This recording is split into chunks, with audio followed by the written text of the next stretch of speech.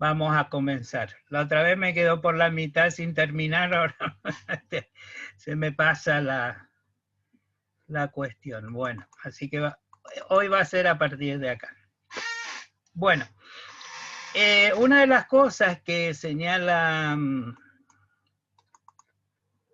Rockwell en cuanto a las relaciones entre observación e interpretación tiene que ver con lo que ella llama,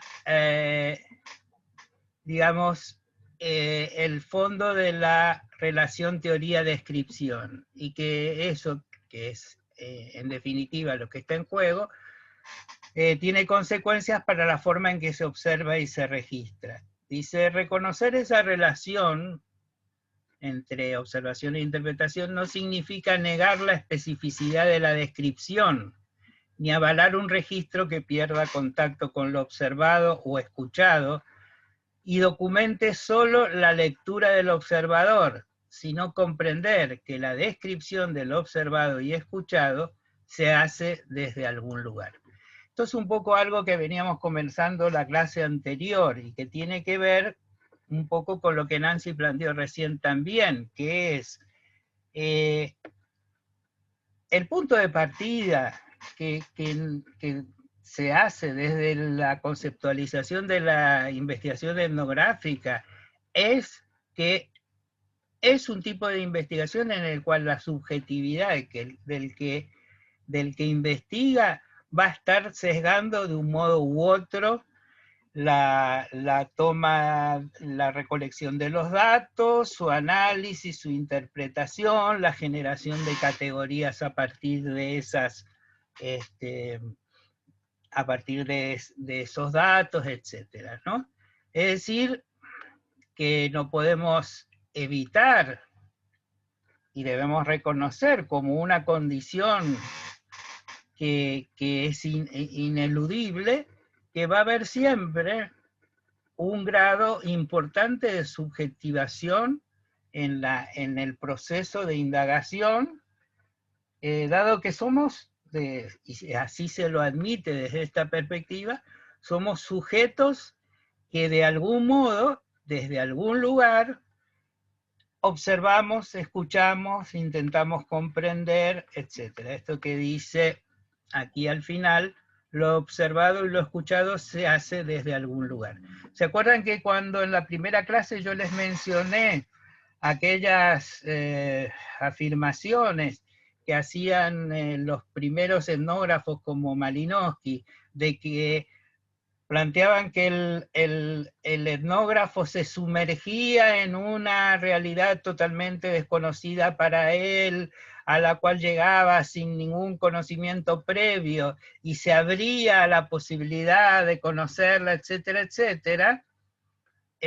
Bueno, nosotros hacíamos una crítica que han hecho, por supuesto, muchos antes que nosotros desde el campo de la antropología y la etnografía, que es que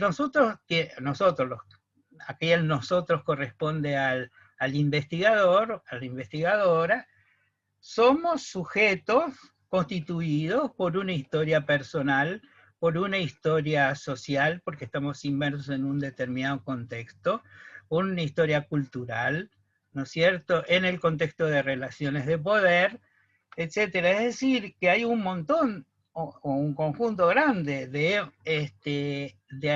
aspectos que van a ir determinando hacia dónde miramos, cómo miramos, de qué manera lo hacemos. Hay un concepto que algunos autores utilizan, que es el de poner entre paréntesis nuestras subjetividades, ¿no? Como intentar decir, bueno, acá no importa cómo yo estoy observando el fenómeno en cuestión, sino tratar de comprender qué significación tiene ese fenómeno, ese aspecto, esas relaciones, para quienes son los que participan en ella. Si quieren podemos volver al ejemplo del video que vimos de la balada de Narayama, en la cual Ustedes recordarán, bueno, nosotros mirábamos algo que para nuestra perspectiva cultural era extraño y tal vez hasta incomprensible, esto de que, digamos, esas culturas dejaban a los viejos en un lugar a morir. ¿Se acuerdan? Y desde nuestra perspectiva cultural, nosotros, aunque creemos que hacemos algo distinto, los dejamos morir en los geriátricos, pero bueno, es un poco menos cruel la muerte que... No, lo digo irónicamente, aunque para que lo pensemos, ¿no? Cuál tiene que ver con el lugar de la llamada tercera edad o de los adultos mayores en nuestra sociedad. Pero, comentario al margen, el haber traído ese videíto para ver ese pedacito de la película, en la cual nos encontrábamos con algo sumamente diferente a lo que nuestra configuración sociocultural tramita en términos del tema de la muerte, por ejemplo, me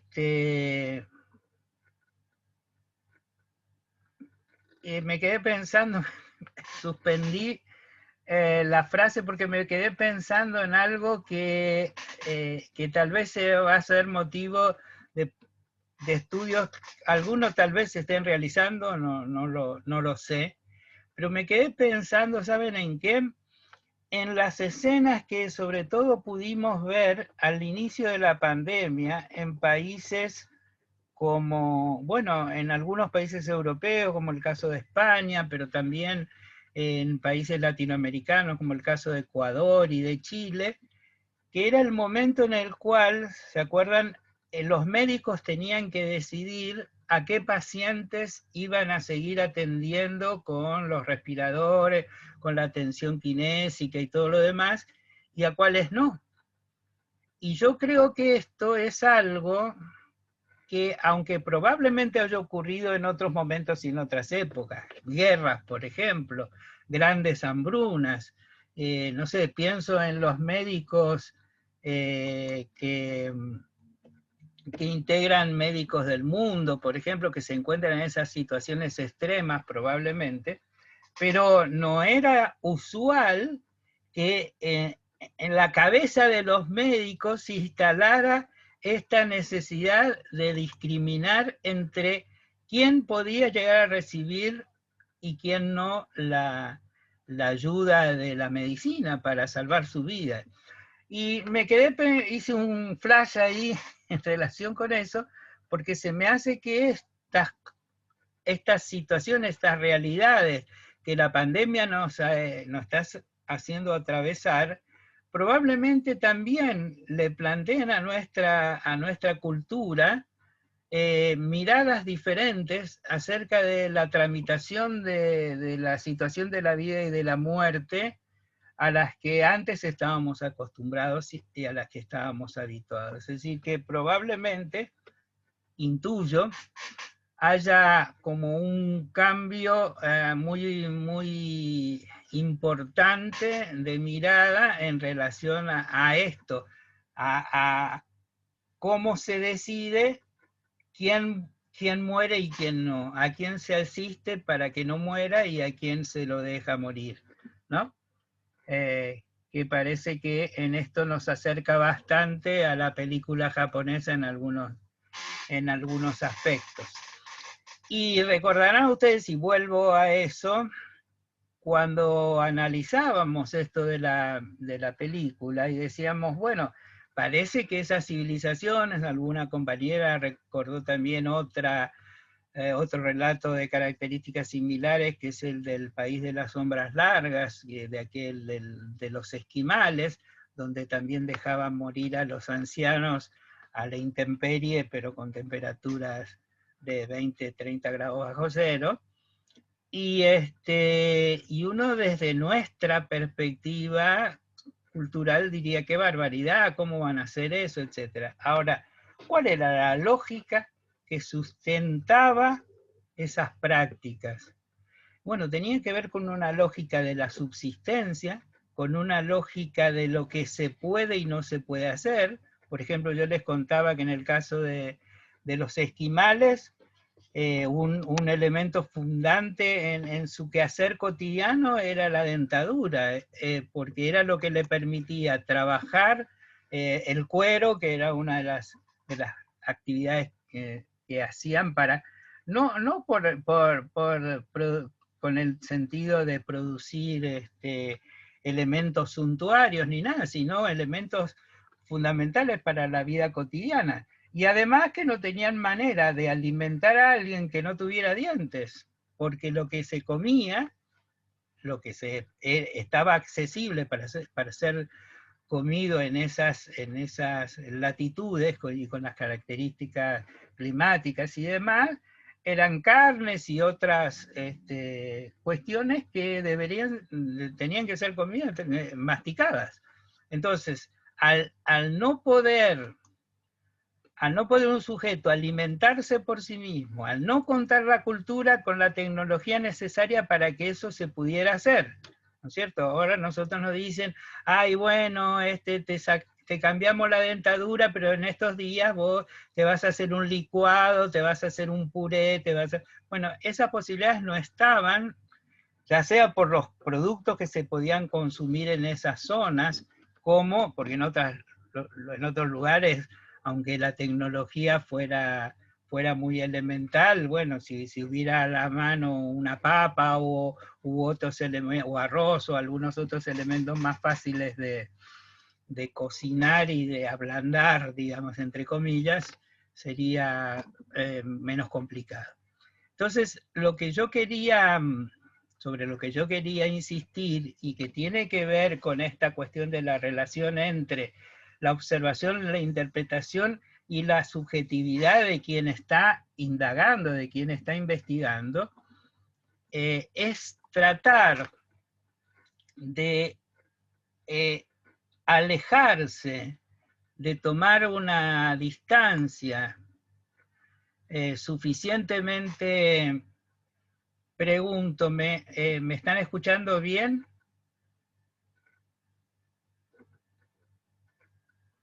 Sí, no, Sí, porque acá profe, Se cortó un poquito. Perfecto, se escucha. mejor si lo escuchamos. bueno, sí, porque acá me aparecía de que estaba inestable la conexión. Bien, entonces Se sí, entrecorta, profe. ¿sí? ¿Y no se entiende? Yo lo escucho perfecto. Yo lo escucho perfecto, profe. Bueno, Yo también lo escucho y lo veo bien. no, entonces, no, ahora no me aparece nada, así que si después vuelve a aparecer les pregunto, gracias. No, les decía que en relación con la cuestión de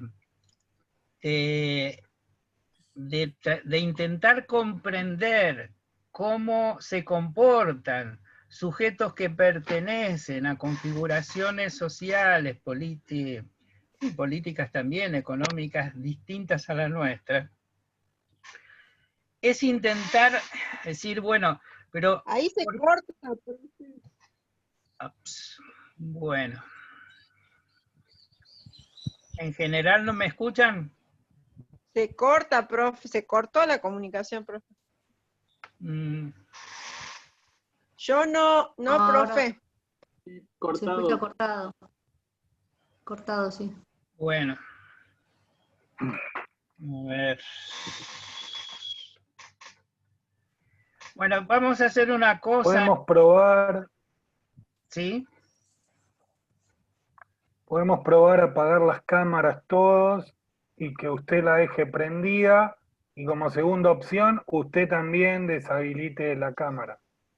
Sí, yo en mano la puedo deshabilitar ya mismo porque como estoy trabajando con el PowerPoint, no. Sí, me parece una buena propuesta la de Pablo, si les parece, tratar de desactivar las cámaras y obviamente el sonido, a ver si mejora un poco la conexión.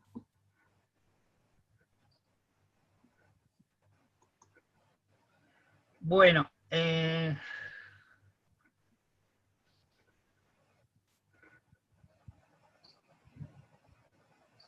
Sí, estoy viendo a alguna gente todavía en la cámara, les pediríamos entonces que salgan de la... que desactiven la cámara. ¿Ahora me están escuchando bien? Sí. Sí, mejor. profe. Sí, profe. Se escucha, profe, mejor. Bueno, entonces seguimos. Si alguno de ustedes no empieza a ver que se altera la comunicación y todo, avise, porque entonces vemos, o paramos un ratito o vemos otra alternativa. ¿Mm? Voy a desactivar la mía de paso, que no lo había hecho.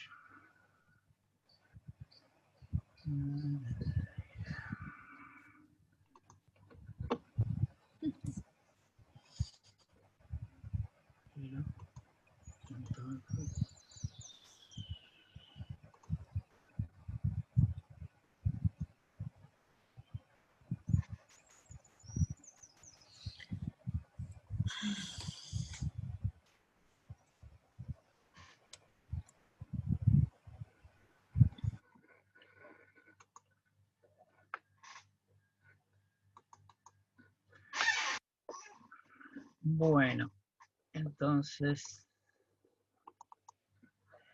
lo que les estaba diciendo es que, volviendo a la cuestión de las dos películas y de esto de mirar desde una perspectiva cultural diferente lo que ocurre en otras culturas, bueno, ese es el desafío de alguna manera del etnógrafo, de más allá de decir simplemente, bueno, esto lo hacen, qué locura, ¿por qué mandan a matar a la gente o la dejan morir, etcétera, etcétera? Intentemos entrar e indagar acerca de cuáles podrían ser los motivos por los cuales esto ocurre. Les cuento una pequeña anécdota de viaje que al mismo tiempo tiene que ver con esto, ¿no? Hace ya unos cuantos años yo estaba viajando por toda la zona de norte argentino, Bolivia, Perú, Ecuador, y en un momento visitando un lugar en La Paz, en el Alto de La Paz en Bolivia, si mal no recuerdo, habíamos contratado con otros compañeros de viaje un taxi para que nos llevara a un lugar que queríamos conocer. Sigue cortando. Se corta, profe. Qué macana. Se escucha muy cortado. Se escucha entrecortado, Qué pena. profe. Sí, Bueno, una pena. vamos a hacer una cosa. Son las 19:05. Nos vamos a volver a conectar a las 15. A ver si mejora hacemos una pequeña pausa y vemos si mejora un poco la conectividad. 19:15 retomamos. Iniciamos los modems. Bueno, profe. Bien. De acuerdo, profesor.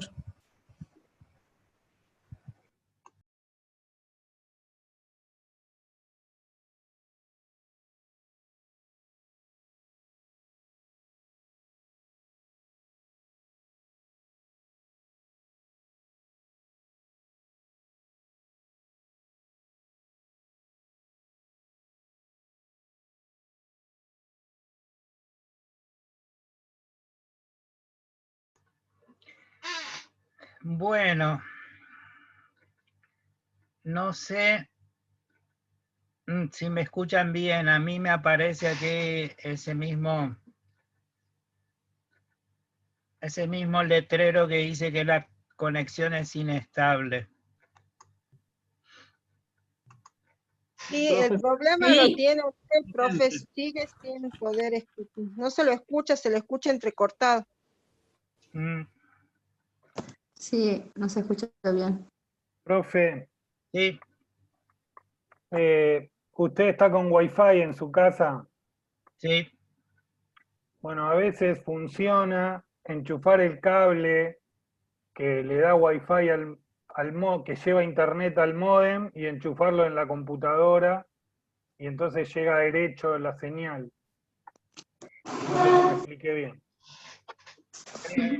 Entiendo lo que me decís, pero es totalmente inviable por la forma en que está Sí. cambiado en mi casa. Está bien. Era una opción. Sí, sí, pero no, hacer eso puede tardar una hora para eso. Yo tengo que reorganizar el cableado de otro modo, ¿entendés? Sí, sí, hacerlo. Sí, aparentemente. Ahora no se cortó. ¿Eh? Ahora mientras usted me explicaba, no se cortó. Bueno, vamos a intentar avanzar un poco y si se complica, no sé, veremos cómo recuperar esta parte de la clase. Avísenme entonces si el tema es que no se escuche como para comprender, ¿no? Bien, vamos a...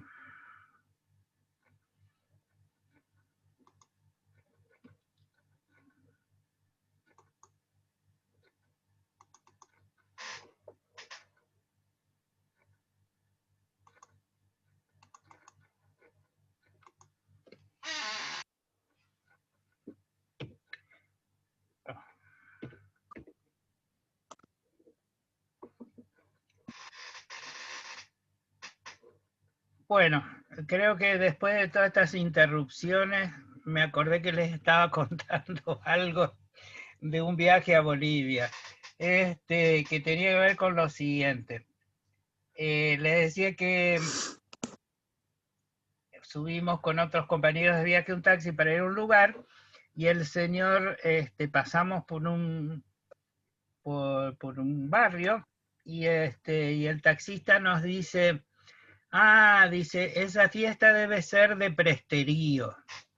De presterío, le digo, a ver, ¿qué querría decir eso? ¿Qué quiere decir? Bueno, dice, acá es costumbre que entre los que tienen prosperidad, aquellos que les va bien, que tuvieron un buen año, tienen como que la obligación de darle a su comunidad, de dar una gran fiesta en la cual, digamos, gasten una cantidad importante de dinero para, bueno, agasajar a todos los demás miembros de la comunidad. Y entonces, ahí fue que yo recordé que cuando estaba estudiando antropología, en el de Estados Unidos, en el noroeste de Estados Unidos, en una zona, hay un grupo de pueblos originarios que practica una suerte de práctica ritual y demás, que era muy parecida a esta que nos contaba este señor, y que se llama potlatch, y que consiste precisamente en que los grupos aquellos que tienen más éxito en las cuestiones digamos, de acceso a bienes de distinto tipo, a partir de cosechas o de lo que fuera la producción del grupo, tenían también esta obligación de dar el potlatch se puede traducir a nuestra forma de expresión como tirar todo por la ventana, ¿no? Hacer un gran, veo que dice conexión inestable. ¿Me están escuchando bien? Sí, profe. Se lo escucha bien. Bueno. Sí, se escucha bien. Acá me aparecía como que... Bueno, y entonces les decía, y uno dice, bueno, pero ¿qué significa esto de que aquel al cual le va bien económicamente hablando, ha logrado, qué sé yo, acceder a una cantidad de bienes importantes, etcétera, tenga como la obligación de dar, que no es una obligación en el sentido de que habría alguna normativa punitiva en el sentido de decir, bueno, el que no lo hace, no sé, sería castigado, sino que en realidad se promueve en esas comunidades a partir de una suerte de competencia entre quién fue el que dio la fiesta más linda, más hermosa, con más cosas, con más elementos, en fin, con más bebida, con más comida, con todo lo demás. Entonces era, bueno, hablar de cuando la familia tal había hecho el presterío, la otra, etcétera, etcétera. Y entonces, claro, leyendo en aquel momento algunas publicaciones sobre el potlatch en el noroeste de Estados Unidos, casi en la frontera con México, perdón, con Canadá, ahí bien al norte, explicaba que en realidad este tipo de prácticas se desarrolla en comunidades que tienden a ser más igualitarias desde el punto de vista económico. Es decir, que tienden a que no haya grandes desigualdades en términos de distribución de material de la riqueza, y entonces estos mecanismos contribuyen de alguna manera porque son comunidades en las cuales, en algunos casos, siempre tuvieron una relación de posesión y de apropiación de la tierra y de los productos que se pudieran generar a partir de ella, de carácter mixto, es decir, una parte de la tierra es comunitaria y por lo tanto la trabajan todos y el producto se reparte entre todos, es para la comunidad, pero otra parte es de tipo individual y entonces, bueno, la trabajan, es propiedad de una familia, por ejemplo, la trabaja solamente una familia y lo que ingresa ya sean sistemas de intercambio o ya insertos en sociedades más cercanas a las nuestras, a través del intercambio monetario, hay esa parte que no es colectiva, que no es de propiedad comunal, sino individual de cada una de las familias. Y ahí es donde se puede producir esa diferenciación entre algunas familias que les fue mejor y otras que no les fue tan bien. Y entonces, como la lógica de la organización social de esa comunidad tiende a evitar que haya grandes desigualdades, se promueve al interior de la comunidad que aquellos que han sido más pródigos sean los que agasajen a los demás y de algún modo pierdan una parte de esa gran diferencia que habían tenido en el acceso, digamos, a los bienes materiales. Es decir, con lo que quiero comentar esta experiencia que de algún modo admite también, bueno, que ha sido estudiada en otras comunidades por etnógrafos y antropólogos, es una lógica que a nosotros, en una sociedad en la cual está sobreponderada la capacidad de los grupos y de los sujetos para enriquecerse a una costa de empobrecer a los otros, ¿no? Parece totalmente ilógica. Pero no, estoy tomando un poco de agua. De manera tal que a esto estamos apuntando cuando tanto Google a su manera como Rockwell desde su perspectiva, estamos queriendo situar la idea de que es central para el enfoque etnográfico tratar de comprender por qué los sujetos, los grupos y las comunidades que estudiamos funcionan de un modo determinado, aunque ese modo no sea el que obedezca la lógica con la que nosotros abordamos determinadas cuestiones. Es decir, el caso de la muerte de los ancianos, como manifestamos recién, el caso de la distribución de la riqueza, como les acabo de contar, y así podríamos encontrar una multiplicidad de ejemplos en la investigación etnográfica.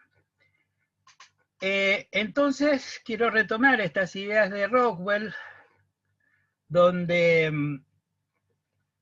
en el texto anterior, acá, ella nos habla de que reconocer la relación entre interpretación y observación no significa negar la especificidad de la descripción, ni avalar un registro que pierda contacto con lo observado o lo escuchado, y documente solo la lectura del observador sin comprender que la descripción de lo observado y escuchado se hace desde algún lugar.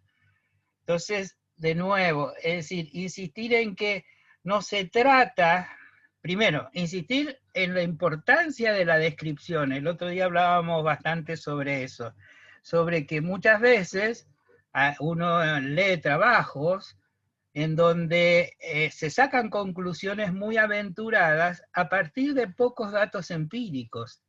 ¿Y cuáles son los datos empíricos? De movida y de inicio es la descripción. Es la descripción a través de la observación o es la descripción a través de las primeras aproximaciones que podemos establecer en las entrevistas. Entonces, no se trata de que nos alejemos de la descripción para lograr una aventurada y rápida interpretación. Pero también, y creo que esto es lo importante, es que no se trata solamente de lo que observamos y escuchamos nosotros desde nuestras propias conceptualizaciones, creencias, representaciones sociales, etc., sino el de tratar de ver que puede haber, que puede existir, todo otro conjunto de elementos que no debería quedar afuera de nuestra lectura. Por eso dice Rockwell, no presupone un relativismo subjetivista, que considere igualmente buenas todas las interpretaciones posibles. Algunas conceptualizaciones, esto lo subrayo, permiten construir efectivamente una mejor, más rica, más compleja, más determinada descripción que otras. Finalmente, el reconocimiento de la relación entre interpretación y descripción nos obliga a la progresiva modificación de nuestras conceptualizaciones como parte del proceso etnográfico para poder hacer mejores descripciones.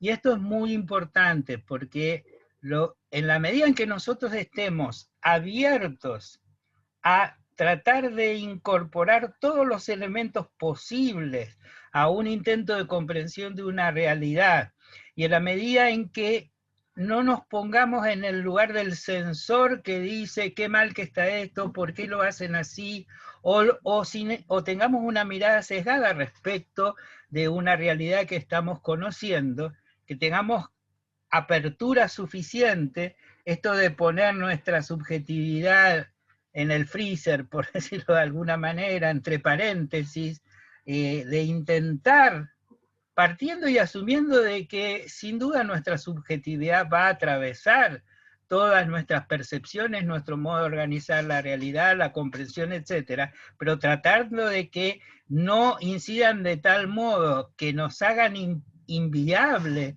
una comprensión de procesos complejos y distintos a los que estamos habituados, esto de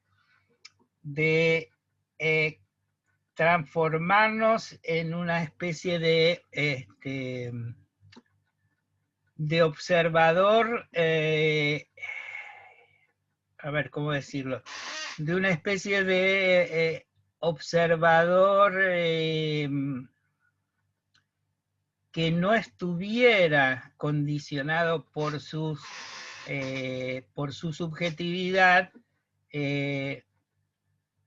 aunque sepamos de que no es absolutamente posible, pero por lo menos intentar tomar recaudos, y ahí después vamos a ir a abordar esta cuestión, recaudos que nos permitan tener esa mirada más amplia y más comprensiva y no sesgada por nuestra propia perspectiva. Como dice, y cerrando esta parte, Rockwell dice, este proceso requiere de una disciplina de campo, un esfuerzo por ampliar la mirada, para poder registrar tal cual más de lo que se observa y se escucha.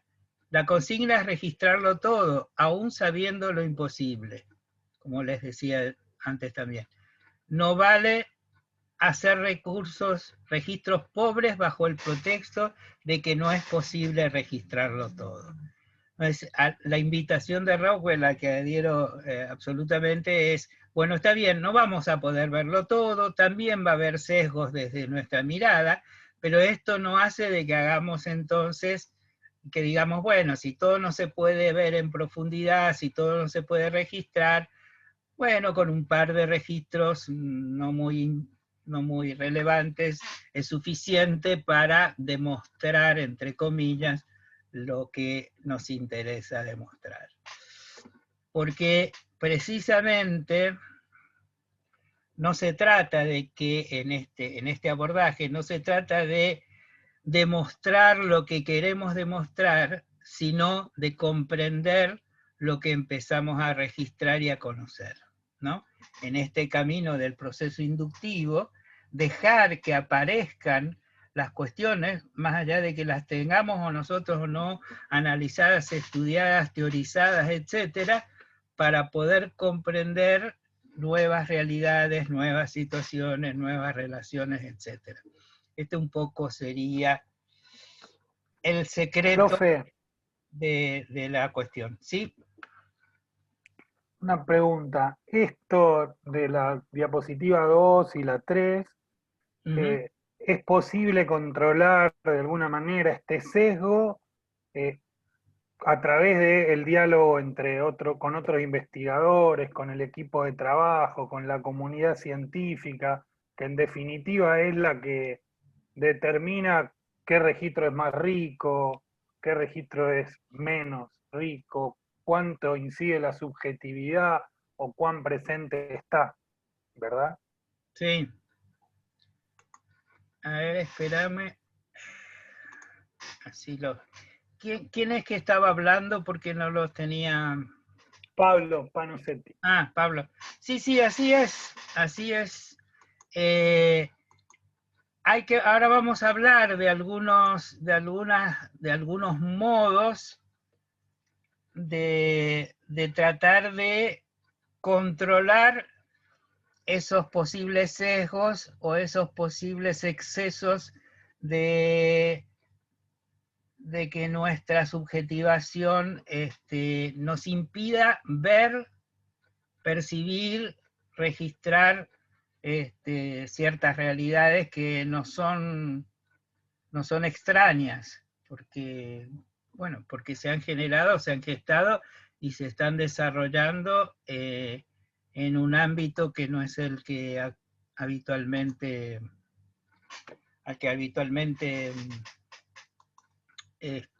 pertenecemos.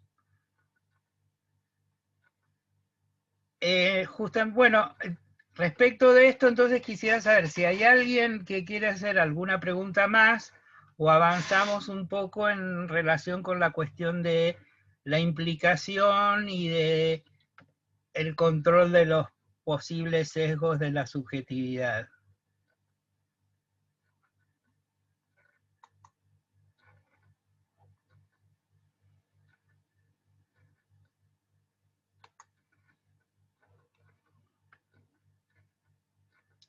¿Últimamente se está escuchando bien? Sí, Sí, se escucha bien. sí, se escucha bien. Bueno, mejor así.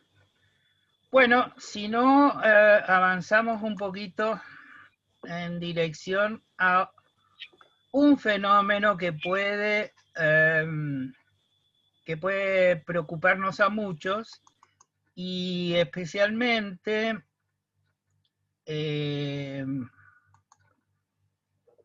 a quienes, como manifestaban hoy más temprano, como algunos me enviaron algunas inquietudes por correo respecto de sus intereses de temas de investigación o de tesis, que es el fenómeno de la implicación.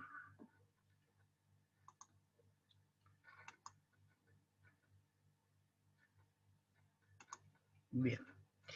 Bueno, entonces...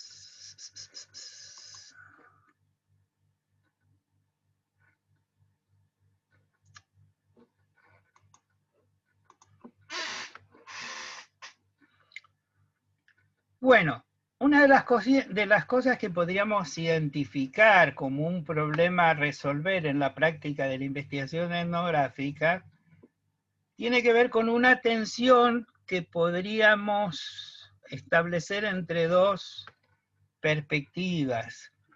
La participación, sobre todo en los casos que, como el de Rosana Guber, se expresan en términos de observación participante y que ella, como habíamos visto, menciona cómo desempeñarse como lo hacen los nativos, aprender a realizar algunas actividades, comportarse como uno más.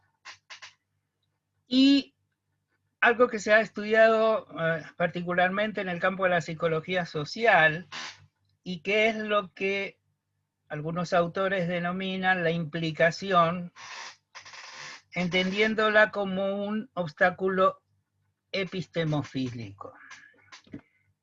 ¿Qué sería esto del obstáculo epistemofílico? Bueno, Jorge La Rosa dice, por ejemplo, que es un impedimento de orden personal ligado a la afectividad del sujeto. Le impide entender, comprender intelectualmente, pero el origen de la dificultad cognitiva es emocional. La propia historia, sus creencias, saberes previos, valores y hasta prejuicios inciden en el momento de la apropiación de algo nuevo, generando conductas estereotipadas o actividades reactivas. Enojo, angustia, bloqueo, etc. Entonces, cuando hablamos de obstáculo epistemofílico, estamos hablando de este problema que se nos presenta, que se le presenta a nuestras posibilidades de comprensión, porque hay aspectos de orden afectivo que están interfiriendo en nuestras posibilidades de hacerlo.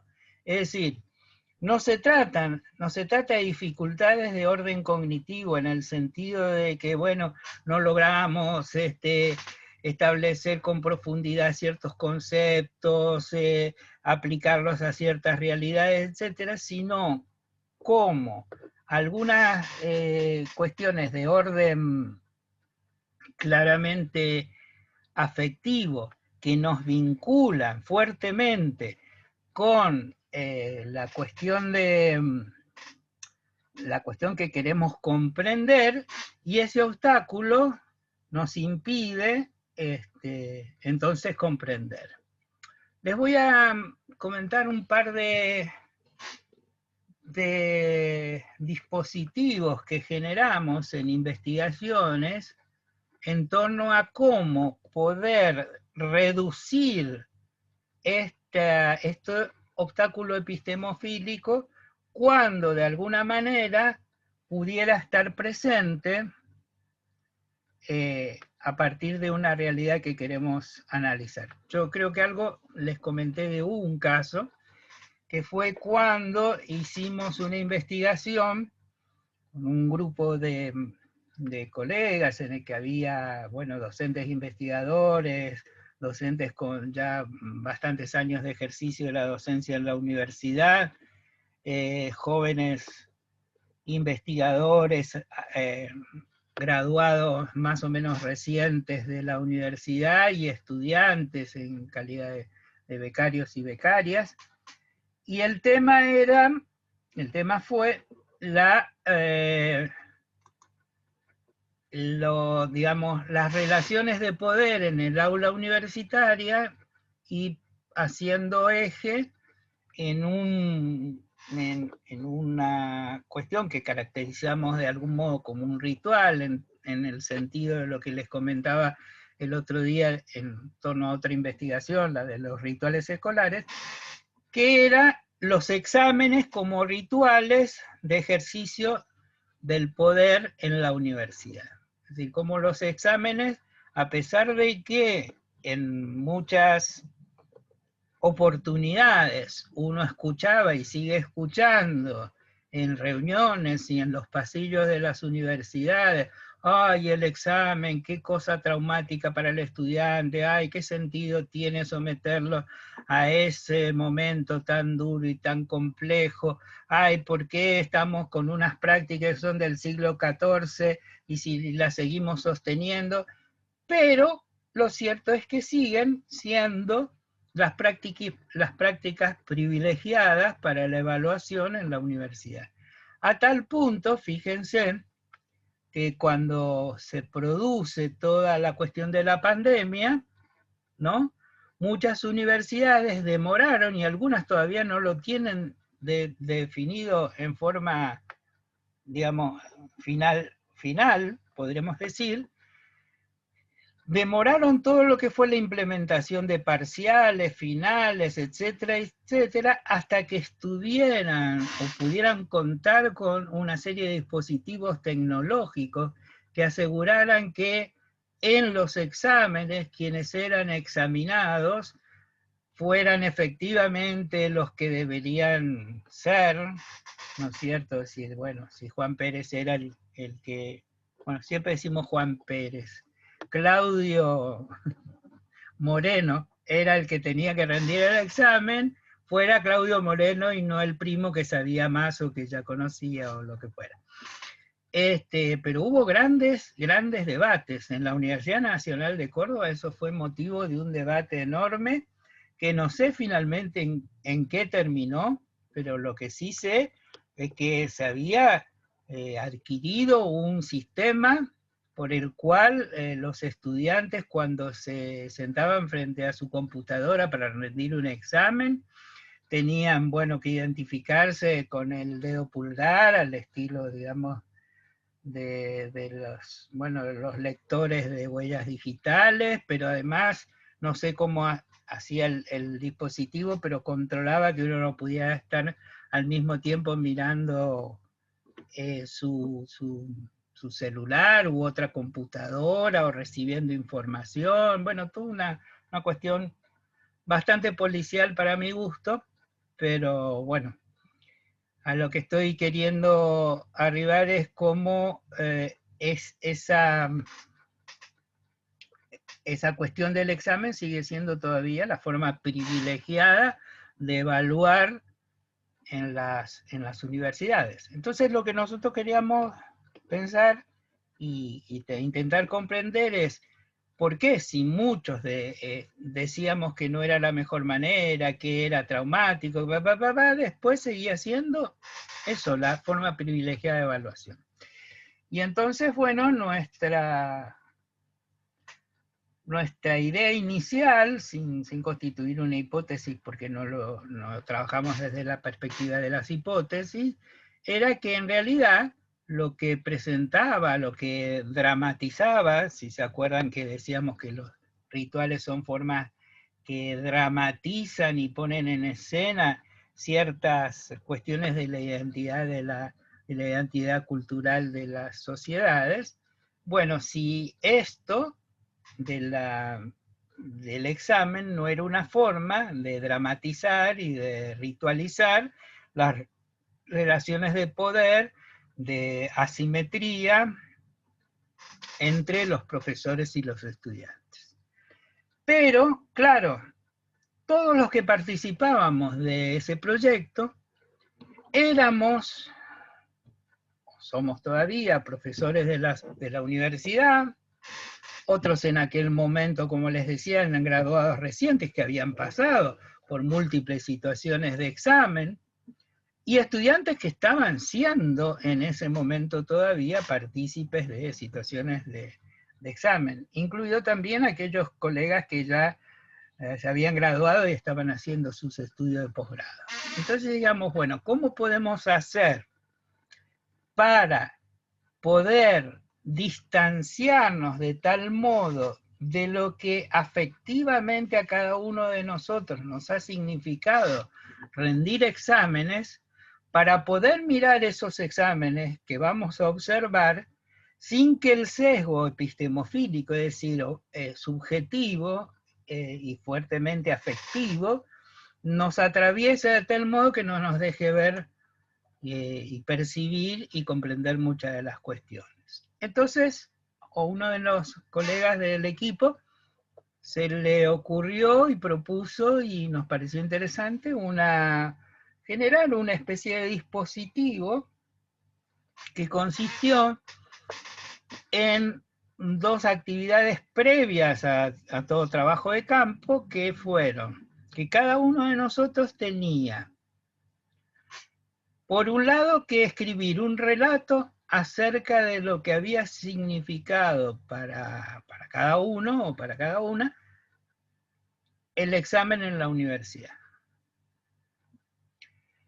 Y después que todos y todas fuéramos a realizar una observación de un examen y con posterioridad eligiéramos, bueno, del examen de un estudiante o una estudiante, y que después de eso pudiéramos entrevistar a esos estudiantes. Y bueno, ese material, tanto por un lado los relatos, los trabajamos en un taller interno del equipo, en donde cada uno pudo poner en palabras cuestiones que quizás estaban un poco ocultas al interior de su propia subjetividad, y que poder ponerlas en evidencia claramente nos iba a ayudar a poder realizar una observación o una aproximación a los exámenes en los cuales este sesgo epistemofílico no se pusiera, o no fuera por lo menos tan fuerte para obturar, para que generara un nivel de obturación de nuestra mirada. Y lo mismo lo trabajamos los resultados de la observación y la entrevista que hicimos todos y cada uno de los exámenes. Como era un equipo bastante numeroso, creo que en ese momento éramos 12 o 13, con diferentes, como les decía, con pertenencias a con distintas trayectorias, si se quiere, en el campo académico, desde aquellos que ya teníamos, ¿no es cierto?, unos cuantos años de actividad docente universitaria y de investigación, hasta estudiantes avanzados que se incorporaron como becarios. Fue realmente algo muy, muy interesante, porque fue como que nos ayudó a colocar, o a estar por lo menos atentos, a que ciertas cuestiones que a nosotros, a todos y a cada uno en particular, nos generaba un examen, no nos impidiera ver con una mayor amplitud el examen como un ritual, en este caso, que era lo que estábamos pretendiendo estudiar.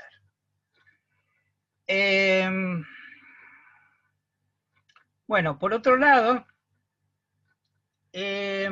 algo parecido hicimos con otro equipo de investigación, pero con un equipo de investigación con el cual trabajamos más, no desde la perspectiva etnográfica, sino desde la perspectiva biográfico-narrativa. Y entonces, en este sentido, el trabajo, el proyecto de investigación es sobre, se llama el aprendizaje reflexivo y el oficio del alumno en la universidad. Y es un proyecto que parte de la siguiente preocupación. Nosotros lo que observábamos en muchos casos es que la preocupación de los estudiantes por aprobar las asignaturas quedaba como maximizado frente a el interés y la intencionalidad de aprender acerca de lo que una determinada asignatura podría ofrecer en el marco del desarrollo de una carrera, ¿no? Estas cuestiones como, bueno, apelar al recortar y pegar y poner cosas tomadas de internet, a veces sin ton ni son, sin ninguna articulación, intentando dar respuesta suficiente para aprobar, y otras múltiples estrategias que apuntan a aprobar y no a realmente apropiarnos del conocimiento, era lo que nos preocupaba, es decir, porque lo que nosotros identificábamos era un poco la existencia de una suerte de oficio del alumno que se aprendía a lo largo del tránsito por la universidad, pero probablemente desde antes, desde bastante antes, en el sistema educativo, y que más tenía que ver con, bueno, cómo hacer para aprobar antes de cómo comprender y apropiarse del conocimiento que la universidad nos podía ofrecer. Entonces, lo que hicimos a modo también de una especie de dispositivo para poder poner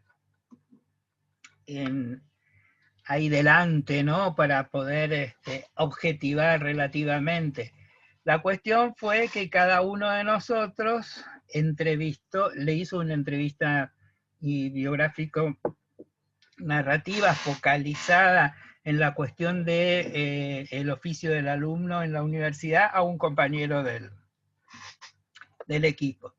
Y entonces también en un taller fuimos posibilitando que fueran apareciendo todas estas dificultades de orden epistemofílico que nos podían bloquear la comprensión cuando hiciéramos, porque en ese proyecto, como les digo, está trabajado desde la óptica biográfico-narrativa, cuando hiciéramos el trabajo de campo con los estudiantes con quienes íbamos a hacer la investigación.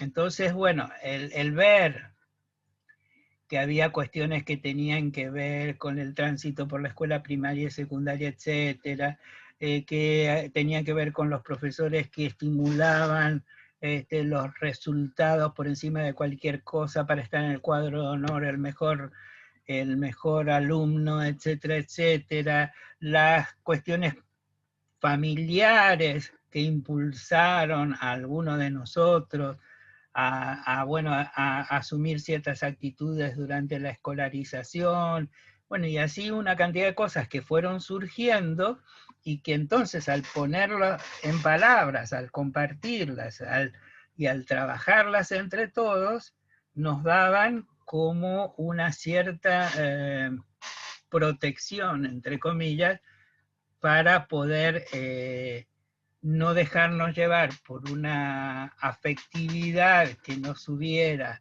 generado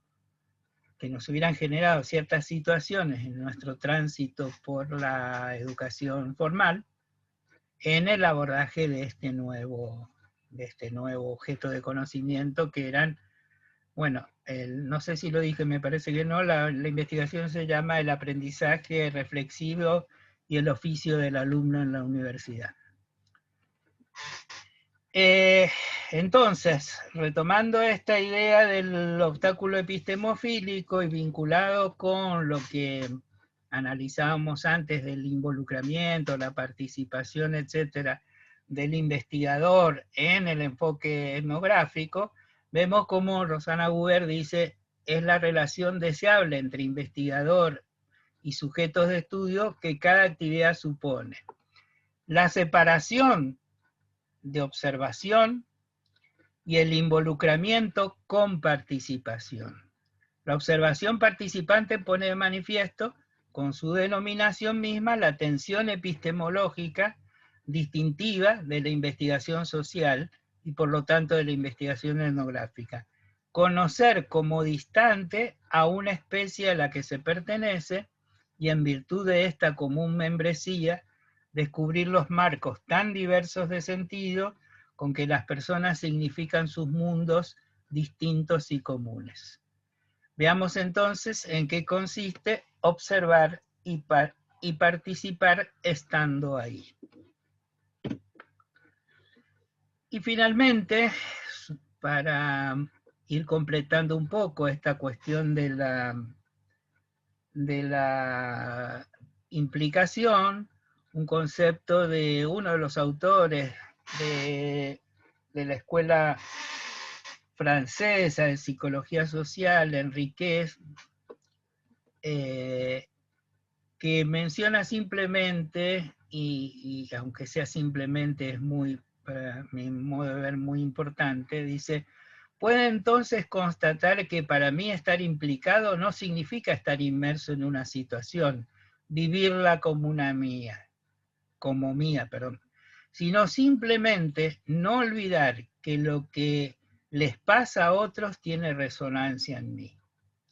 Entonces, aquí tenemos otra pata, otra dimensión, ¿no?, de esta cuestión de la implicación. Es decir, cómo cosas que no necesariamente nos pasan a nosotros, pero que en nuestro tramitar de la vida cotidiana nos toca vivirlos, conocerlos, acceder a ellos, provocan también y generan resonancia de tal modo que pudieran sesgar,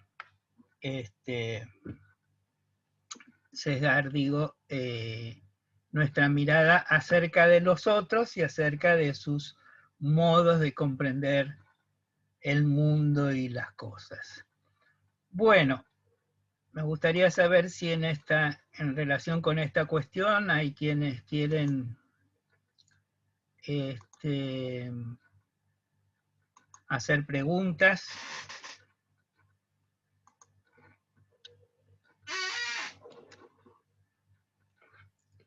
Sí, tengo una consulta en relación a esto del obstáculo epistemofílico. Se ocupa un lugar en la tesis, por ejemplo, un apartado, plantear desde dónde escribo lo que escribo o desde dónde lo pienso.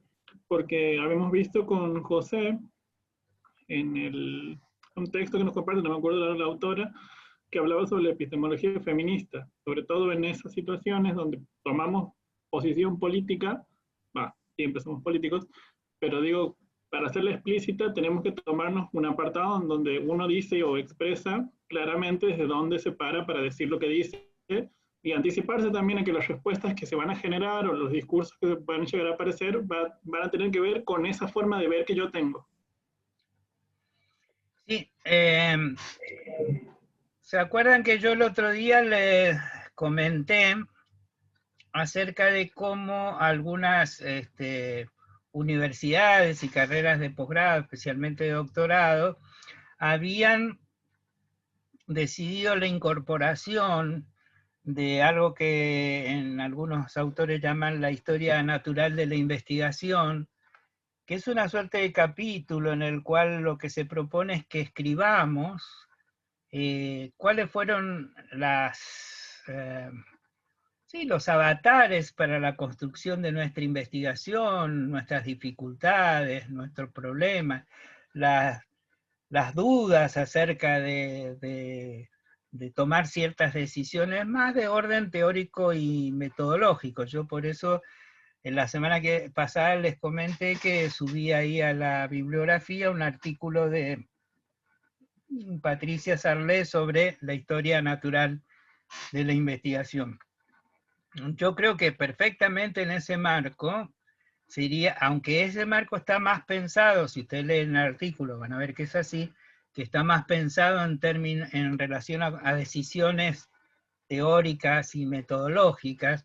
De hecho, Patricia es una colaboradora de María Teresa Sirven y entonces se enfoca en esa idea del proceso tridimensional que presentamos y que yo también les puse en la bibliografía, ese capítulo de Sirven.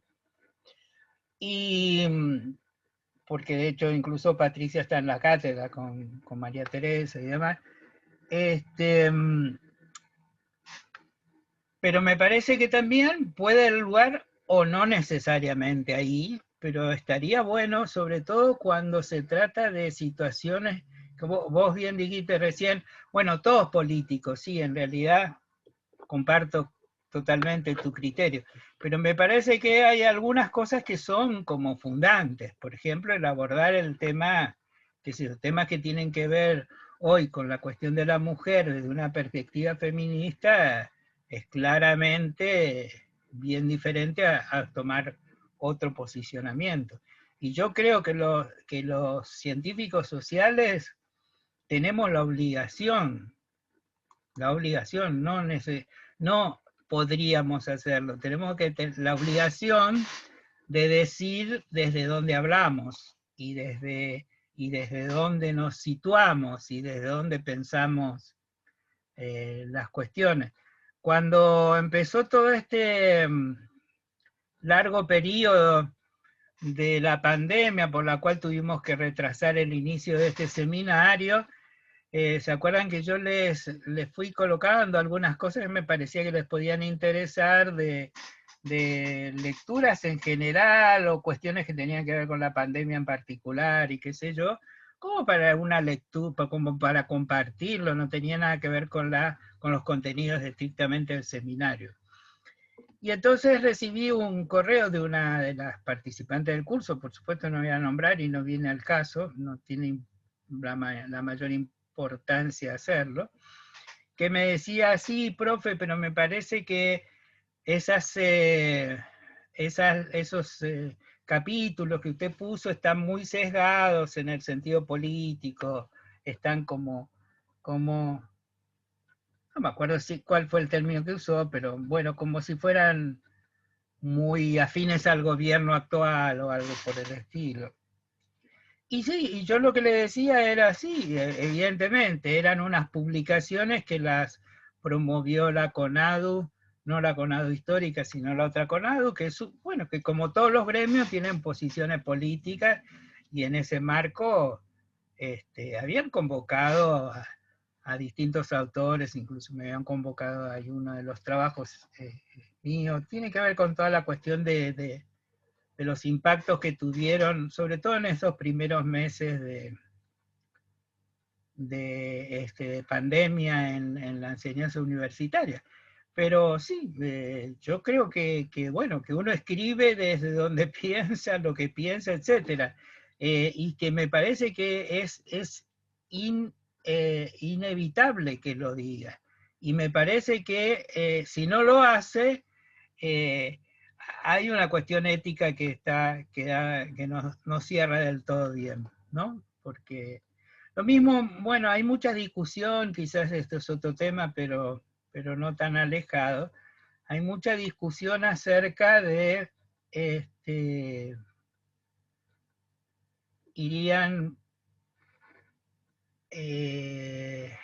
tendrían que ver, digo, con, por ejemplo, ustedes saben que en las ciencias sociales tenemos muchas corrientes teóricas que son diferentes, algunas que responden, que constituyen después o van a generar paradigmas diferentes, y que a veces esos paradigmas se contradicen de tal modo que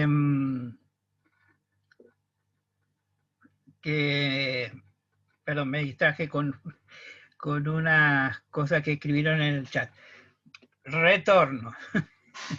Digo, muchas veces se discute, por ejemplo, y especialmente en los primeros cursos de las carreras de ciencias sociales, no sé, educación, sociología, antropología, etcétera, de si los profesores, sobre todo de las llamadas materias introductorias, tienen la obligación de presentar todos los distintos paradigmas o líneas teóricas, características de esa disciplina, o si cada uno lo presenta aquellas en las cuales se inscribe, ¿no? Y el tema es el siguiente, no es fácil hacer una presentación de un conjunto de líneas teóricas diferentes, algunas de ellas muy enfrentadas entre sí, de tal manera con, entre comillas, objetividad. Porque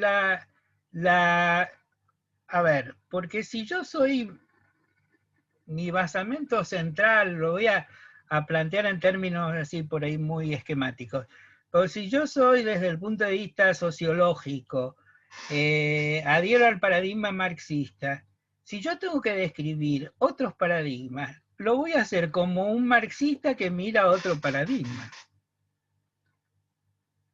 O sea, no voy a ser objetivo, entre comillas. Y lo mismo pasa en relación con esas diferencias de autores, etc. Es decir, qué sé yo, si desde el punto de vista en el campo de la psicología, si yo soy neoconductista, voy a hacer una mirada acerca de la epistemología genética de Piaget, hecha por un conductista.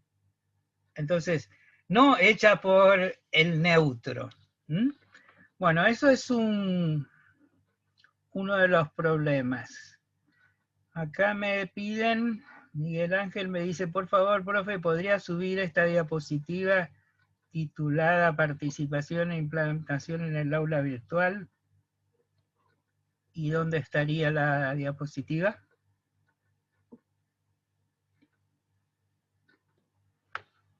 Porque acá no recibo, Miguel Ángel, ninguna diapositiva. O sea, no es una... No estoy entendiendo bien. Lo que quiere decir el compañero es si usted la puede subir al PowerPoint sobre la implicancia a la plataforma. Ahora entendí. ¿Y no está? No está, bueno, después miramos. Si no está, lo subo. Me lo anoto acá. El de la implicación sería. Bueno, y hay otro... Sí, perdón, ¿sí alguien quería decir algo?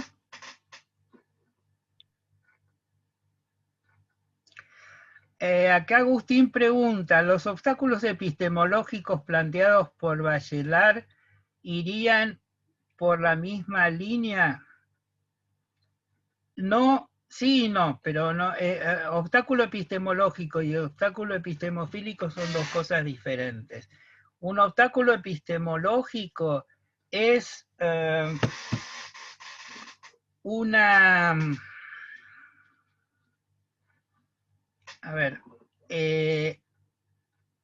es una ruptura que se produce al interior de un, podríamos decir, de un paradigma, en el sentido que le da más Kuhn al concepto de paradigma, que no permite, o sea, el obstáculo es aquel que no permite completar o profundizar sí, el abordaje de un problema, porque estaría como que faltando algún concepto, alguna teoría, alguna conceptualización en torno al tema en cuestión. Entonces el obstáculo epistemológico nos pone frente a la necesidad de revisar todos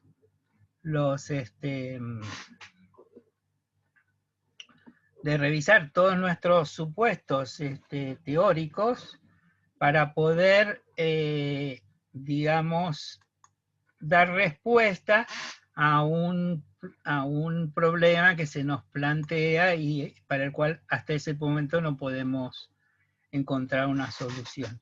Pero el obstáculo epistemológico es un obstáculo del orden del conocimiento, de la teoría, del intento de explicar a través de un arsenal teórico una cuestión. En cambio, el obstáculo epistemofílico es un obstáculo de orden afectivo y a nivel subjetivo que nos dificulta poder acceder a la comprensión de un determinado hecho, fenómeno, etc.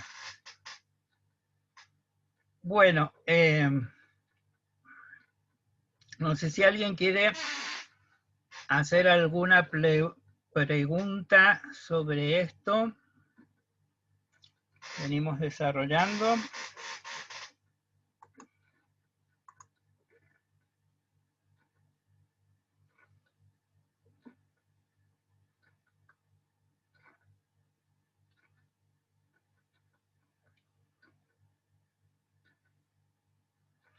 Bueno.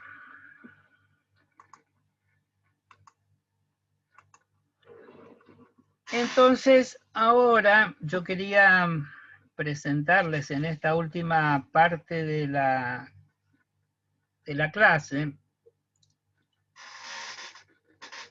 Bueno, acá me dicen que el Power sobre la implicación está en el aula virtual.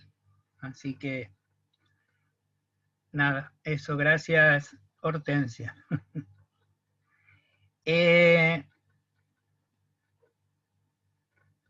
Lo que les decía, quería trabajar un poco con ustedes, es empezar a adentrarnos en cómo se va construyendo el dato etnográfico para pasar de ser, en este caso lo vamos a tomar desde... perdón, me estaba olvidando de algo, me estaba olvidando del ejercicio que yo les había pedido hacer en relación con la lectura de ese material etnográfico y se habían podido identificar si el material del material provenía de investigaciones que tomaban como técnica la observación o la entrevista. Así que si alguno quiere comentar qué texto leyó y qué es lo que encontró, cuáles fueron los datos empíricos que encontró.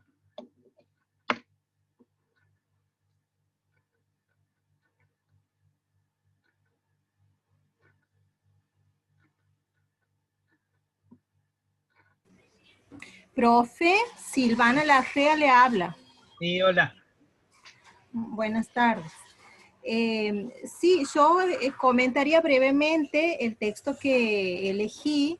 Es el trabajo titulado Entre la exclusión y el rescate, escrito por María Paula Montesinos y Liliana Sinisi. Las autoras realizan el análisis de una investigación, ellas señalan que es de corte socioantropológico, sobre la implementación del programa Todos a Estudiar, perteneciente al Programa Nacional de Inclusión Educativa del Ministerio de Educación Nacional. En general, en líneas generales, el análisis que ellas hacen sobre la implementación del programa da cuenta de los procesos por los cuales ciertos programas educativos focalizados recurren a la inclusión educativa, pero desde una perspectiva que entendemos como psicologicista, dicen ellas, de la pobreza.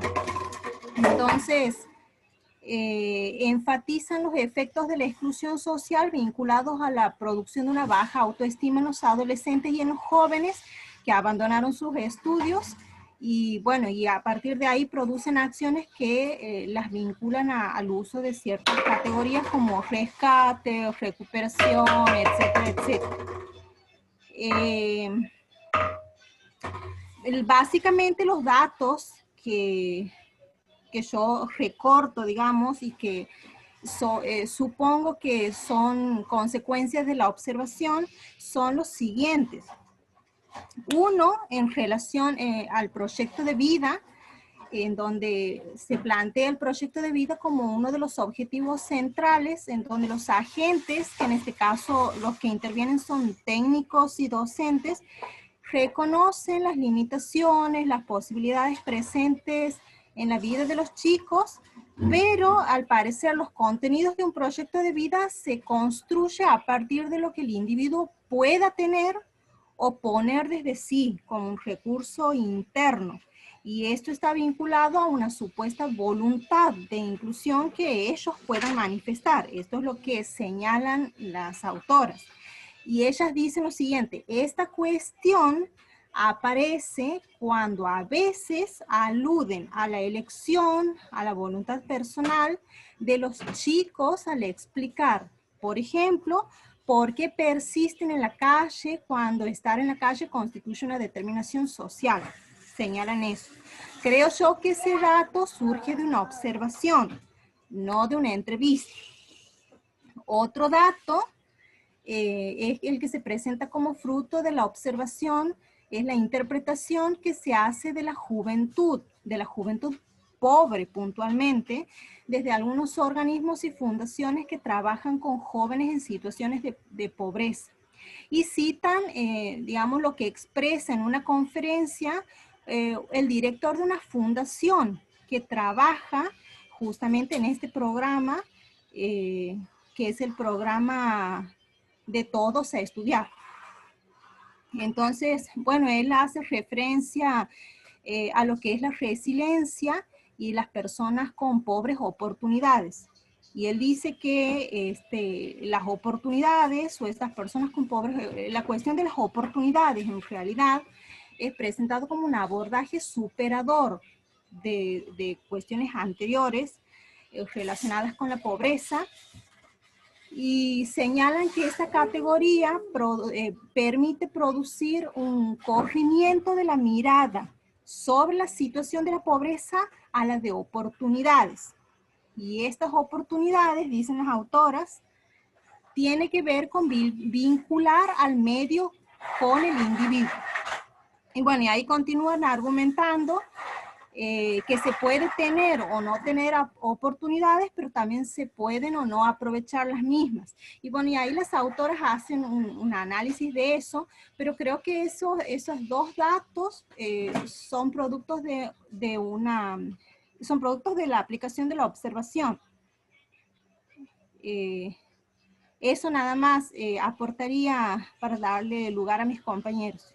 Sí, pero Silvana, quería preguntarte una cuestión. Esos dos datos, como vos identificás,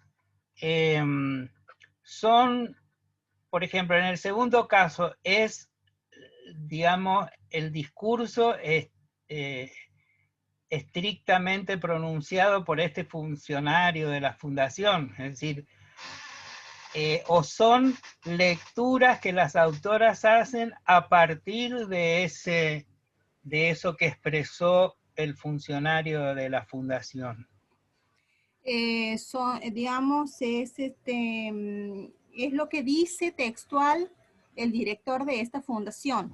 Ajá. Posteriormente, ellas también hacen un análisis sobre lo que él dijo.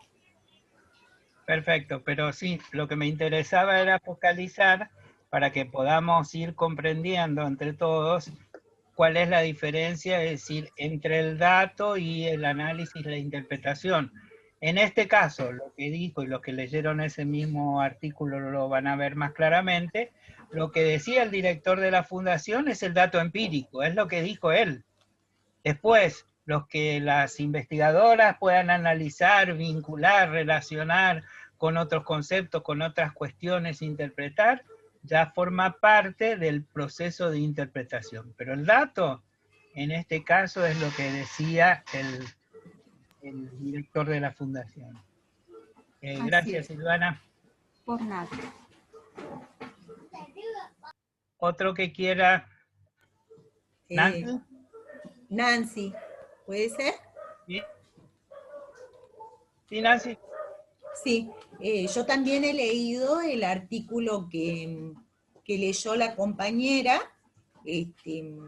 denominado Entre la exclusión y el rescate, un estudio antropológico en torno a la implementación de programas socioeducativos. Y bueno, veía de que en las notas de este artículo se hace la aclaración de que este artículo partía de una serie de trabajos de investigación que se venían ya realizando sobre la implementación del programa Todos a Estudiar, que era perteneciente al Programa Nacional de Inclusión Educativa del Ministerio de Educación de la Nación.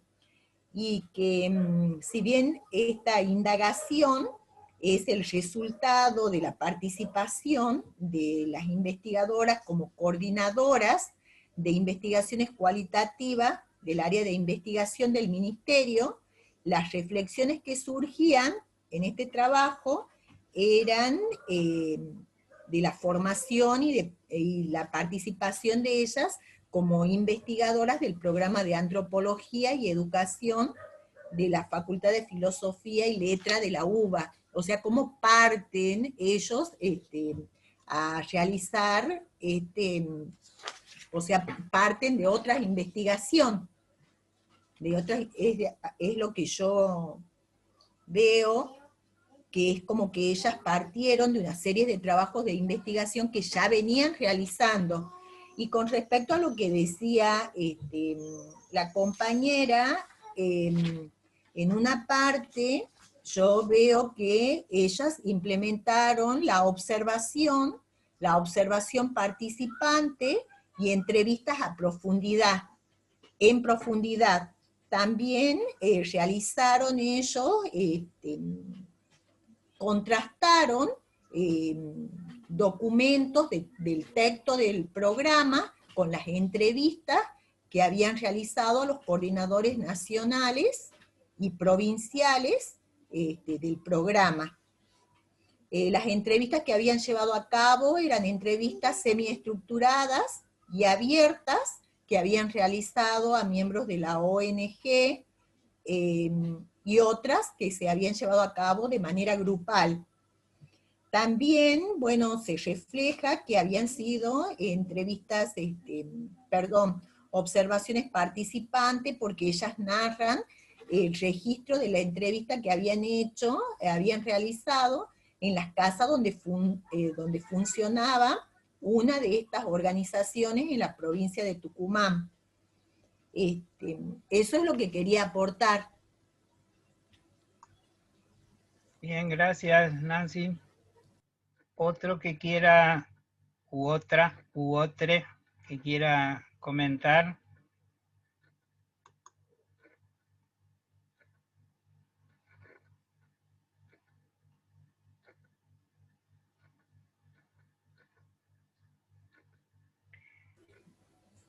Profe, no sé, yo quería decir algo más, si se puede, que yo lo relacionaba también con la meritocracia, al análisis que se hacía de esta... Claro. Sí, eso en cuanto al contenido del trabajo. Yo quería que nos focalizáramos más en la cuestión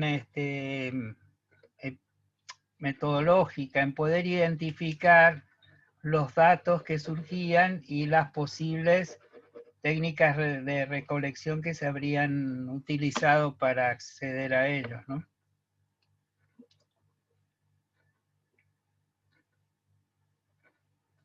¿Alguien que haya leído el otro trabajo y haya hecho su...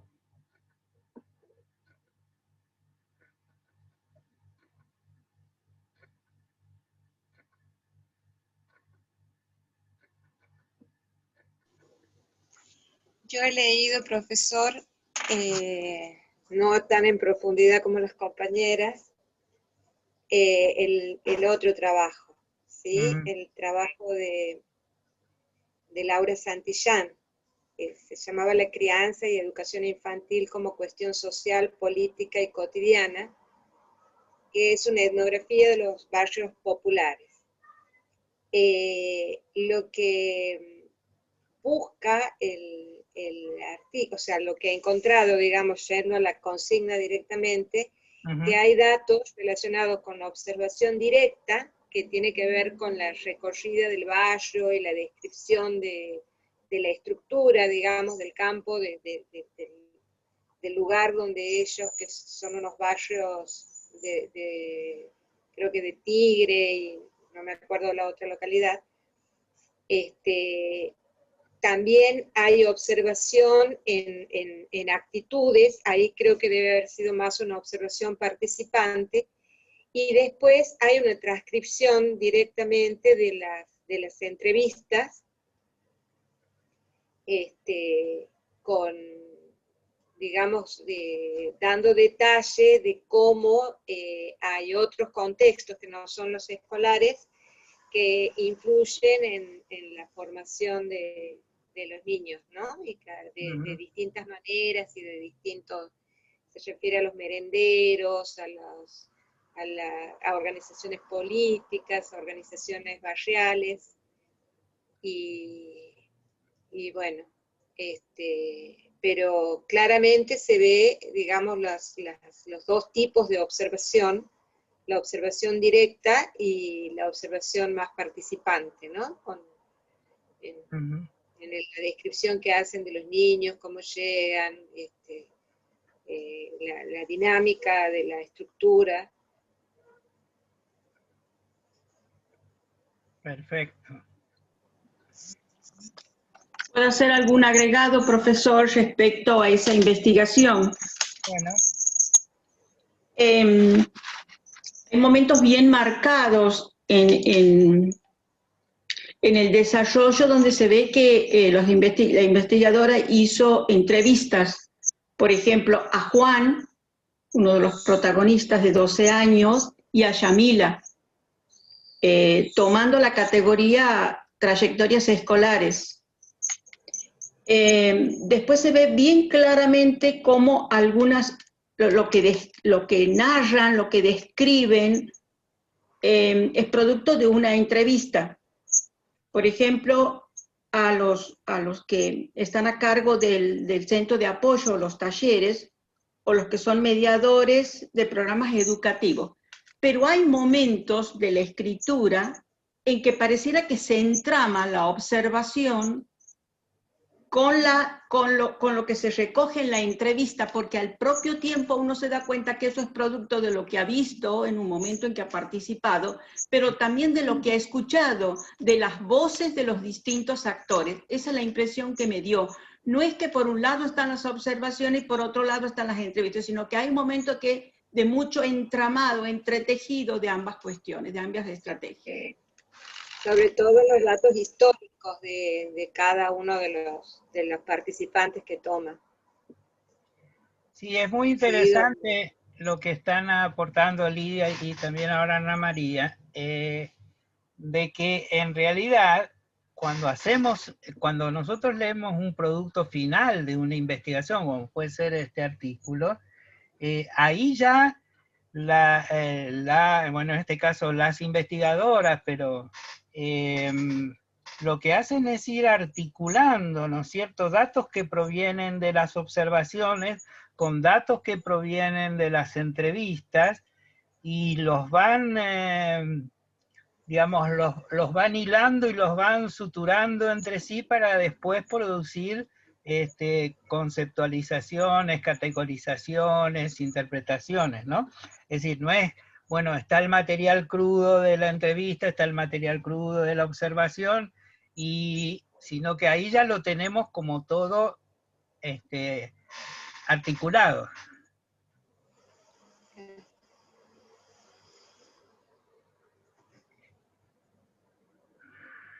Profe. Sí.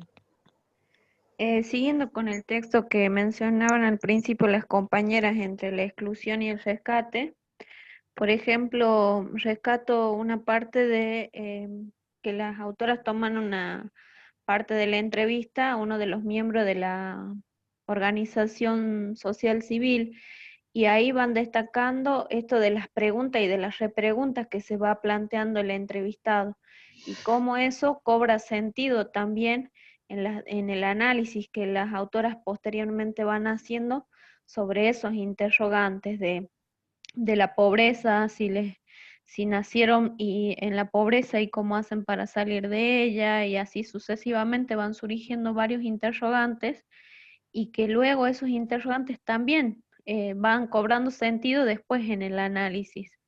Es decir, por ejemplo, surgió una pregunta, ¿quieren seguir siendo pobres? ¿Quieren esta realidad? Todas esas preguntas que el mismo entrevistado se iba realizando. Y estas preguntas, creo, al destacarlas, después en el análisis tienen también una impronta y tienen, digamos, como mucha información, también esos mismos interrogantes. Ujú. Sí, ahí va como siguiendo el hilo de la misma conversación del entrevistado para tratar de entrar en cuál es su lógica y cómo es Ujú. él el que concibe, porque acá hay una detrás, para los que no leyeron ese texto, acá hay toda la intervención de una organización civil que tiene determinada mirada acerca de lo que es trabajar con sectores populares, acerca de lo que significa sacar, entre comillas, a los sujetos de la pobreza, bueno, utilizan y apelan a una serie de conceptos que cuanto menos son discutibles, y de hecho las autoras los discuten, ¿no?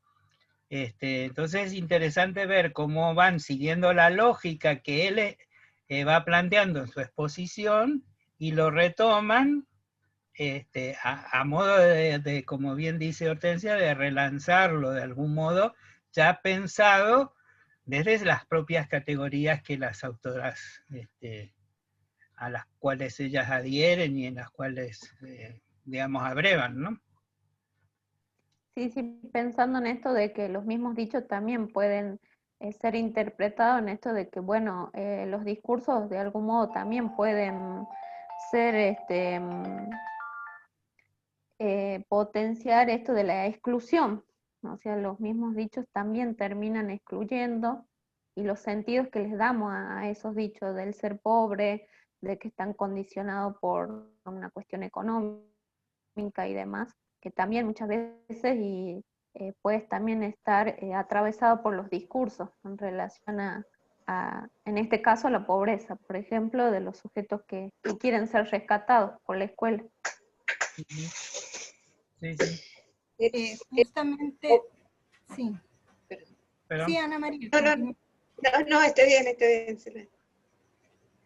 Que agregaría ahí a lo que dice Hortensia en relación al texto de las autoras, que ellas justamente hablan de una contradicción, de una paradoja, en cómo es entendida la escuela o el sistema educativo. Por un lado hablan de que la escuela es el mejor lugar, pero por otro lado hablan de que la escuela excluye.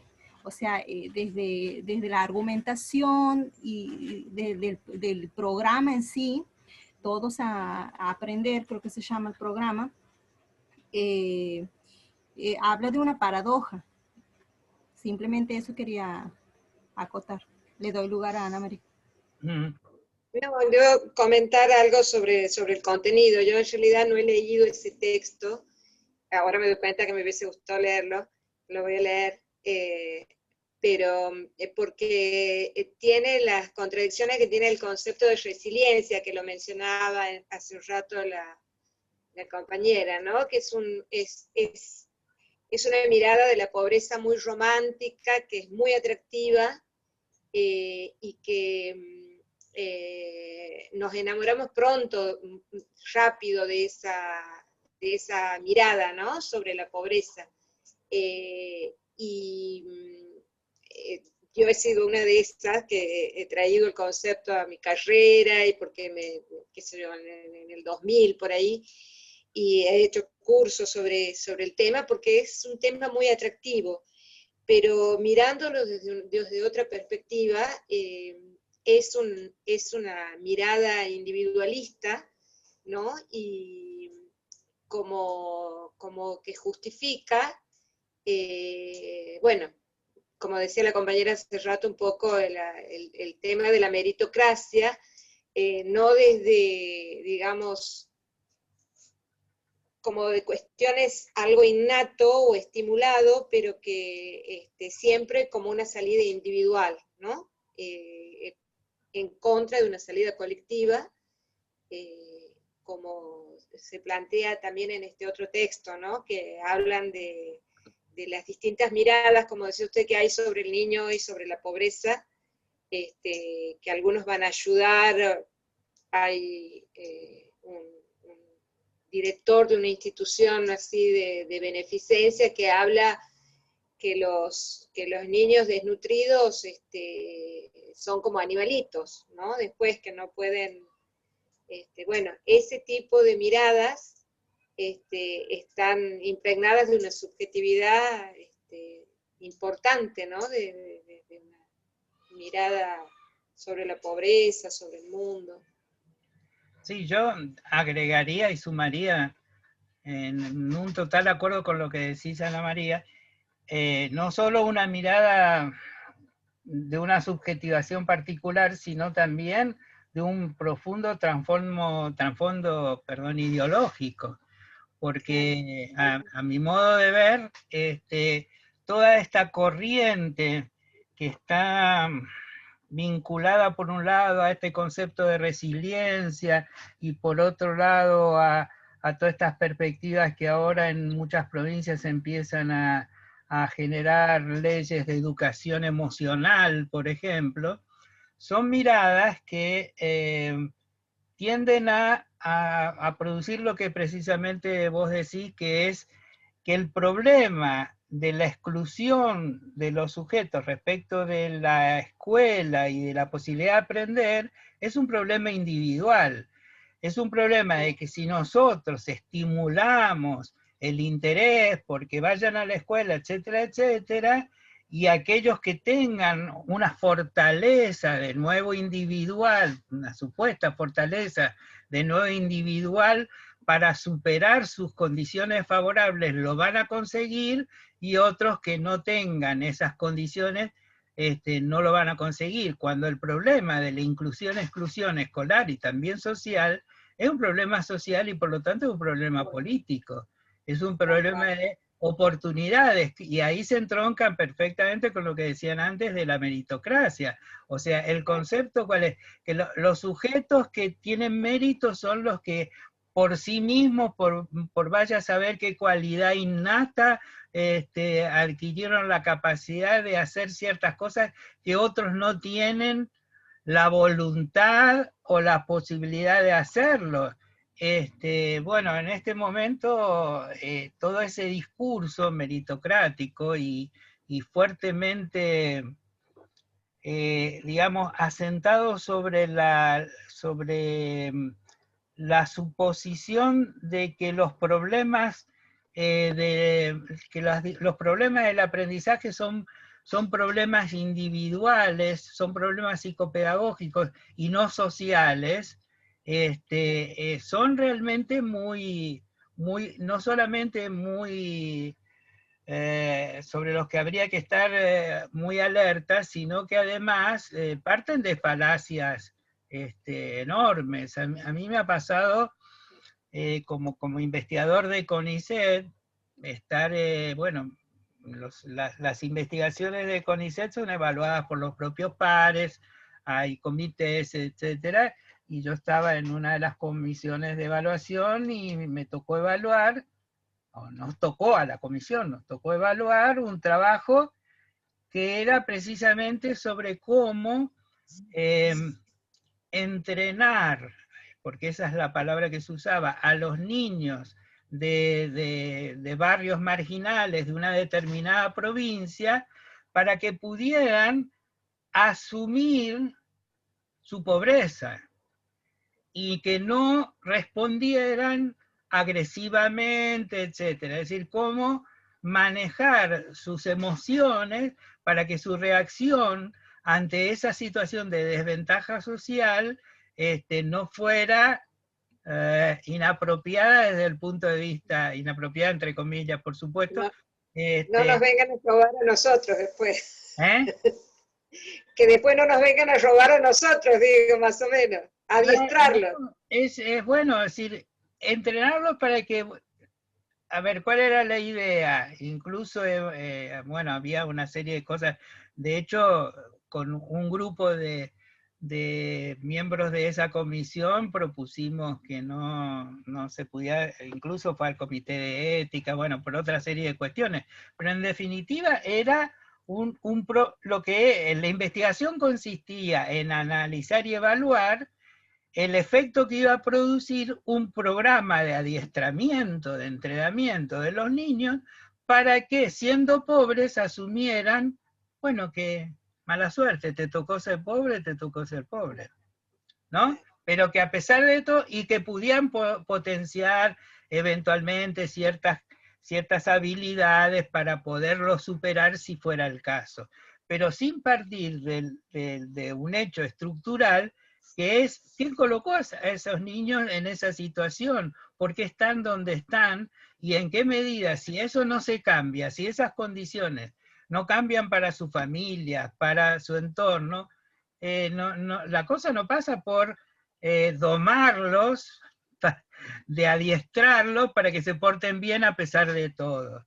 Entonces la resiliencia no puede ser una cualidad en el sentido de desarrollar, de decir, bueno, mira, te tocó esta mala en la vida, bueno, pero vas a ser resiliente si sos capaz de aguantártela mejor que otro, digamos. Quizás lo estoy poniendo en términos un poco demasiado llanos, pero creo que ese es de algún modo la cuestión esta, de todo este lenguaje que está circulando, que no es tan nuevo, que se entronca también en una línea del desarrollo de la psicología norteamericana, que es la psicología positiva, y que lo positivo tiene que ver con eso, con desarrollar habilidades positivas para la vida, para una socialización, digamos, adaptativa, pero adaptativa ¿a qué? Adaptativa a las condiciones, es decir, sin tener la capacidad de cuestionar, de resistirse, ¿no? Y un poco también esto está apareciendo en todos estos proyectos de ley de educación emocional. De hecho, con todo un grupo de colegas, justamente estamos trabajando en un documento que ya estamos haciendo circular para que se envíe con la firma después lo voy a poner para el que le pueda interesar y lo mire, lo pongo en un correo y si les interesa también adhieran. Sí. Que desde la comunidad científica, porque los que firman son docentes, investigadores y de distintos ámbitos, en los que se pone, perdón, en los que se pone en cuestión el proyecto los proyectos de creación de leyes de educación emocional en las distintas provincias. Hay provincias, hay una fundación específicamente que está trabajando muy fuertemente en esta cuestión, ha logrado que ya en algunas provincias se haya aprobado la ley, de hecho en la nuestra, en la provincia de Misiones, fue una de las primeras, lamentablemente para mi gusto, pero bueno. La provincia de Corrientes también, creo que en Neuquén, no sé si se llegó a aprobar, pero está por ahí, y andan por todos lados, estuvimos haciendo un relevamiento, hay proyectos presentados en todas las legislaturas nacionales, provinciales, Senado, etc. Recién logramos, gracias a una conversación que pudimos tener con un grupo de diputados, impedir que la ley se aprobara en la provincia de Buenos Aires. Ahora va a ir a ser analizada, digamos, la Comisión de Educación de la Cámara de Diputados decidió pasarlo al Ejecutivo para que emita opinión, porque en realidad esto tenía el aval del Ejecutivo anterior, que en este sentido tenía una línea obviamente bien distinta respecto de este tema. Pero sí, porque además, a ver, si uno lo mira así plano y sin ninguna lectura más que la superficial, uno dice, bueno, está muy bien que nos ocupemos de las emociones, está muy bien que nos ocupemos en la escuela de lo afectivo, está muy bien que no solamente sea para nosotros la escuela el lugar del desarrollo de lo cognitivo, Pero una cosa es eso, y otra cosa bien diferente es que se hable de educar nuestras emociones, es decir, de manejar nuestras emociones en función de ir determinando desde nuestro tránsito por la escuela qué debemos pensar y qué no debemos pensar, qué debemos hacer y qué no debemos hacer, qué es lo que está bien y qué es lo que está mal. Entonces la pregunta es, ¿quién define qué es lo que está bien y está mal? ¿Quién define qué es lo que debemos y qué no debemos hacer? Bueno, todo un tema polémico. Me enganché porque estoy bastante implicado, Profe. ya que estamos hablando de implicación en la cuestión. Profe, ¿puedo decir algo? Sí. Sí, que en este programa, el programa que se llama Todos a Estudiar, que se llamaba así el programa, bueno, de acuerdo al análisis que se hace, se ve cómo las prácticas que se llevan a cabo, yo diría que están impregnadas o tienen su génesis, su origen en la ideología, en la ideología propia de los que estaban llevando a cabo las prácticas de estos programas, porque, por ejemplo, volviendo al tema del que estábamos hablando, ellos tenía como uno de los focos centrales, asumía elevar la autoestima de estos niños y jóvenes de 11 a 18 años que por alguna razón habían sido excluidos del sistema educativo. Y entre la manera de llevarlos a reflexionar, a repensar su vida, un poco volviendo a lo que decía Hortensia, acá se transcribe cómo estas personas, por ejemplo, el entrevistado, cómo los hacía reflexionar a los chicos. Él mismo dice, y acá está transcripto, yo les decía a los chicos del taller para que pensemos, ustedes han decidido ser pobres, por más que nacieron en la pobreza, ¿quieren seguir siendo pobres? Porque de la pobreza se puede salir, y en la pobreza uno se puede quedar. Y ustedes que vienen, ¿qué quieren? ¿Ser pobres? ¿Quieren esto? ¿Quieren esta realidad? Y ellos decían, no, no queremos esta realidad. Y yo pensaba, qué linda manera de levantarle la autoestima a los chicos. Bueno, yo les digo, de esta investigación que les contaba, bueno, dice, que me tocó evaluar en el CONICET y generó un gran conflicto, porque después fuimos, bueno, impugnados todos los que emitimos un dictamen en contra y demás, tenía una parte que incluso fue hasta el nivel del comité de ética, porque la investigación se presentaba con toda la parafernalia típica característica de la investigación cuantitativa, ¿no? Entonces, hipótesis, las mediciones, los test, los protocolos. Y uno de los test por el cual se supone se pretendía establecer la autoestima de los niños respecto a su situación y a su vinculación con el desarrollo y el aprendizaje, tenía una figura de una alcancía, varias monedas y una pregunta que decía, si alguien quisiera comprarte, ¿cuántas monedas utilizaría para pagarte? Fíjense, ¿no? Fíjense qué barbaridad. Bueno, eso tuvo que ser eliminado y demás. De hecho, para poder seguir con ese proyecto tuvieron que justificar, no encontraron manera de justificarlo. Pero bueno, ese es el trasfondo que se puede ver detrás de intervenciones como las de esas fundaciones o de investigaciones, para mi gusto pseudo-investigaciones, pero que en este caso, y lo que estábamos discutiendo, es que estaban financiadas por el Estado, porque eran investigaciones financiadas por no financiada la investigación por el CONICET, porque no estaban recibiendo subsidios, pero todos los investigadores que participaban cobraban su sueldo en CONICET. Entonces digo, al que quiera investigar, que investigue lo que se le ocurra. Después discutiremos en el ámbito académico la validez o no de las posturas, pero otra cosa es que ya lo hagan con nuestra plata, ¿no? Nuestra plata de ciudadanos que pagamos, no sé si pagamos, pero deberíamos pagar los impuestos. Bueno, gente, estaríamos cerrando entonces. Con el IVA los pagamos todos.